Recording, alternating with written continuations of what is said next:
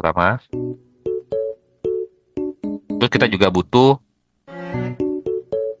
maksimumnya, maksimum dari nah, maxnya, terus kita aliasnya max fair, terus kita juga mau misalkan mau bikin rata-rata, ya kita ganti juga sama ya, ya min.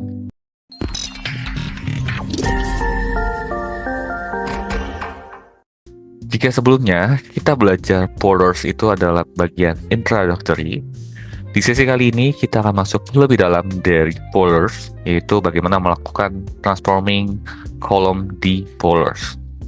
Ada dua hal yang akan teman-teman pelajari di sesi kali ini. Pertama, kita akan mengenal bentuk transforming itu sendiri seperti apa, seperti itu.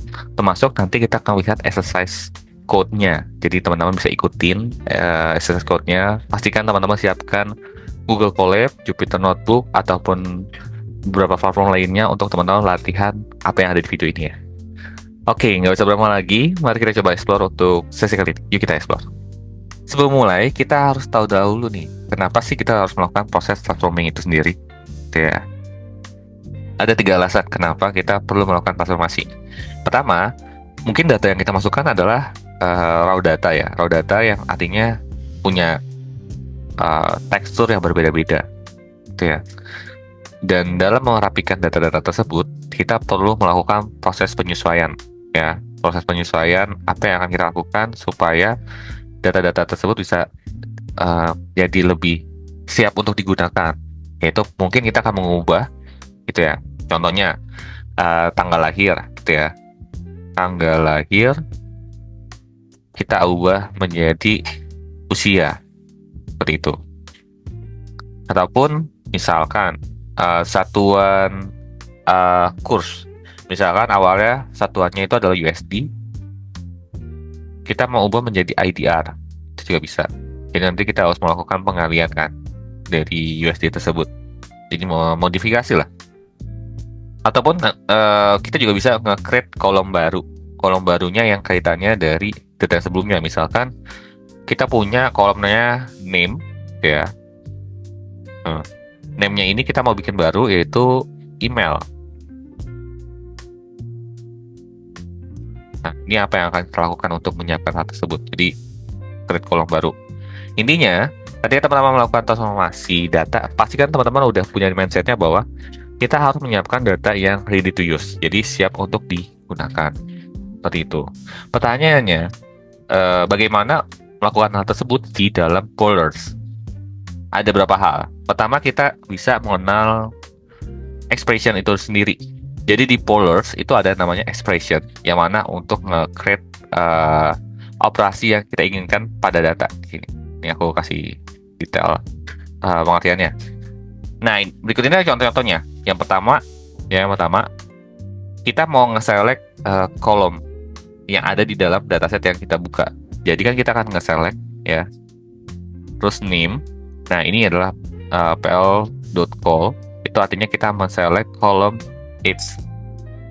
Kenapa kita harus ngebuat seperti ini? Nanti ketika teman-teman mau melakukan penyesuaian data, modifikasi data, teman-teman harus men-selectnya menggunakan pl.call gitu ya. Karena kalau misalkan nge-selectnya seperti ini nggak akan bisa jalan. Jadi harus disesuaikan. Nah, pl.call. Nah, misalkan kita mau ganti dari IDR to USD. Jadi kita select lagi nih pl.call-nya. Terus kita misalkan kurs waktu itu adalah 16.000. Jadi kayak dia 16.000. Seperti itu. Nah, kalau misalkan kita ganti di sini nggak bisa. Oke, ini proses matematikanya. Yang ketiga adalah rename kolomnya. Nah, rename kolom itu bisa menggunakan aliasing. Kita di sini aliasing terus jadi value ya. Itu. Pertanyaannya, kenapa sih di dalam pollers itu proses transformasinya bisa berjalan dengan cepat? Jadi teman-teman perhatikan ya. Nanti kita akan exercise nih. Ketika aku nge-code itu prosesnya cepat banget.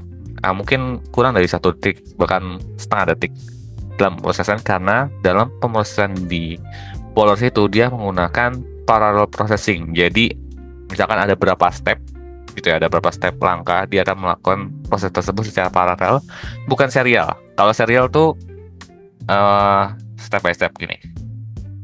gitu ya. Jadi contohnya kita men-select kolom fare kan di sini. Nah, biaya. Nah, di sini kita select gitu. Nah, kalau itu habis itu kita kali 16.000 dulu, baru diubah namanya. Nah, ini bentuknya kalau serial. Tapi nyatanya di dalam Polars itu dia langsung select satu, jadi select file dulu di sini, nanti file habis ke select baru dia dikali 16.000 ya, terus habis itu diubah penyesuaian namanya, nanti baru digabungin set gitu ya. Itu sampai outputnya menjadi satu kesatuan. That's why processing time dari Polars itu akan terasa lebih cepat dibandingkan kalau misalkan teman-teman menggunakan Pandas, karena Pandas memang bentuknya serial kan, step by step dari apa yang mau dilakukan. Seperti itu. Oke, gak usah lama lagi karena kita akan fokus ke exercising. Teman-teman siapkan Twitter notebooknya teman-teman, Google Colab-nya supaya kita bisa exercise untuk sesekali. Yuk kita cek. Oke, ini adalah tampilan Python 47 gitu ya. Kita akan coba gali dari dataset Titanic. Jadi pertama kita import Polars SPL gitu ya. Terus nanti kita initiate variable tulisannya Titanic. Nanti pl.read.csv. Ini teman-teman bisa ketikkan https://raw.github.com/datascience7/dataset master titanic.csv. Oke. Nanti kalau udah dijalankan, nanti teman-teman bisa melihat tampilan datanya seperti berikut yang kayak aku di bawah seperti ini. Ya, jadi bentuknya seperti ini. Dia akan ada passenger ID, survive, declass, seterusnya sampai impact. Nah, sini.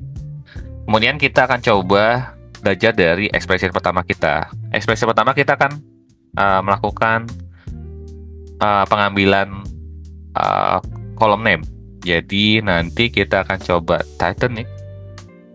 Terus habis itu select. Nah, kita bisa men-select kolom itu dengan langsung kita tulis gini kan.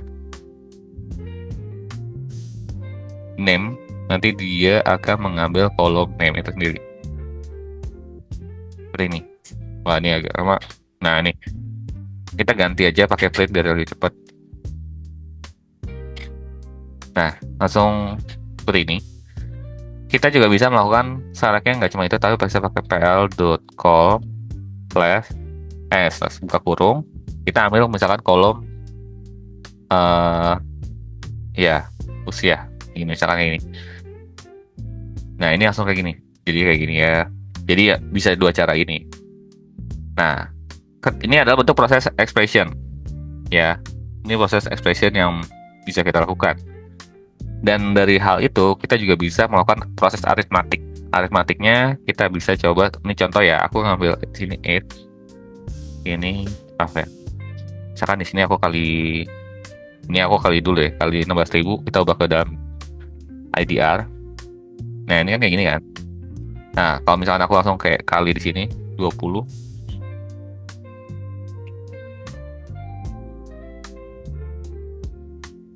Nah, di sini dia akan error karena seolah-olah dia mengalihkan tulisan age-nya ini 20 kali gitu.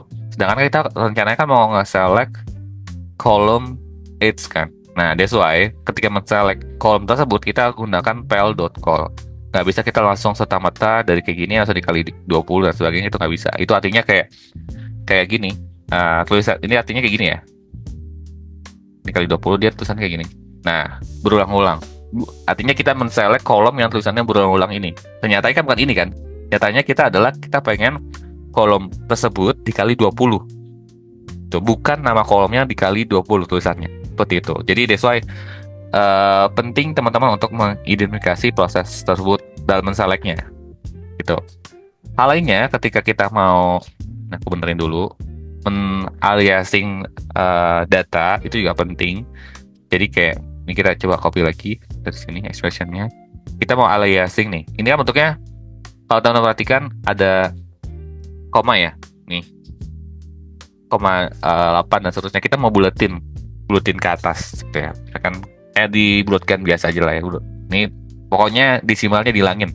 Nah, kita bisa lakukan seperti ini. Jadi ini akan menghilangkan desimal. Bentar. Round.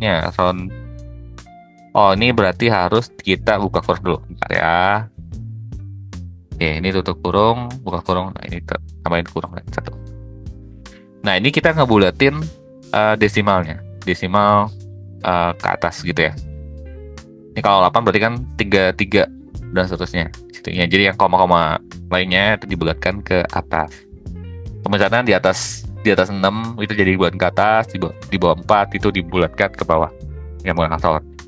Nah, kenapa tadi aku nggak bisa jalan? Karena round itu bisa dijalankan ketika ini dalam kesatuan expression. Jadi expressionnya kita salah. Nggak bisa kita langsung di sini. Jadi kayak seolah-olah langsung di sini kita round up, gitu itu nggak bisa. Harus dibuka kurung dulu di ininya, baru bisa dijalankan. Nah, kemudian kita bisa juga aliasing name-nya kan. Kalau bisa di sini kan adalah dalam bentuk USD kan, kita mau bikin dalam bentuk IDR. Jadi kita ganti name-nya jadi alias IDR. Nah, sorry. Nah, seperti ini. Jadi itu dia akan mengubah bentuk nama kolomnya itu menjadi IDR. Nah, teman-teman juga bisa melakukan proses hal ini di dalam berapa mekanisme. Jadi yang tadi gue bilang, kita bisa melakukan secara paralel. Jadi gini, misalkan ini kan proses pertama nih, ya, ini proses pertama. Terus kita juga butuh maksimumnya, maksimum dari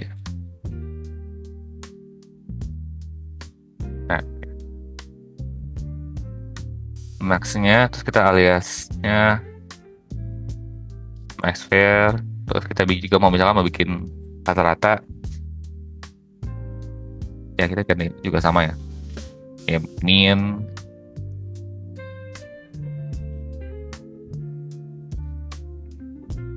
Oke, nah ini contoh ya. Oh iya, komanya belum.